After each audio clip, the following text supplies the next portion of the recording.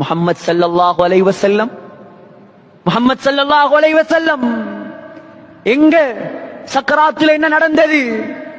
ஆயிஷா ரலியல்லாஹு அன்ஹா சுப்ஹானல்லாஹ், பிள்ளைகளுக்கு பேர் வைக்க வேண்டுமா?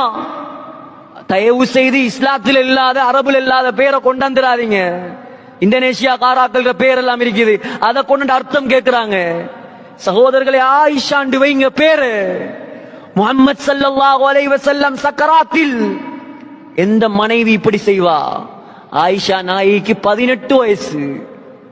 திருமணம் முடிக்கும் போது எத்தனை வயசு? 6 வயசு. நபிகள் நாயகத்தோடு சேரும் பொழுது 9 வயது. முஹம்மது ஸல்லல்லாஹு அலைஹி வஸல்லம் மௌத்தாகும் பொழுது 18 வயது.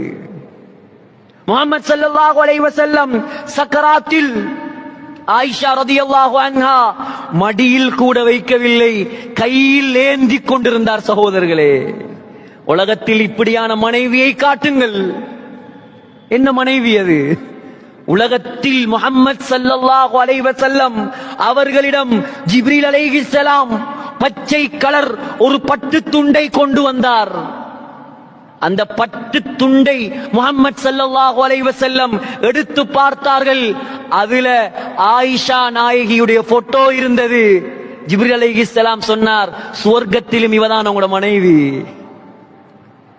சும்மா அடையல அந்தஸ்து, கணவனை சக்கராத்தில் சுமந்த மனைவி.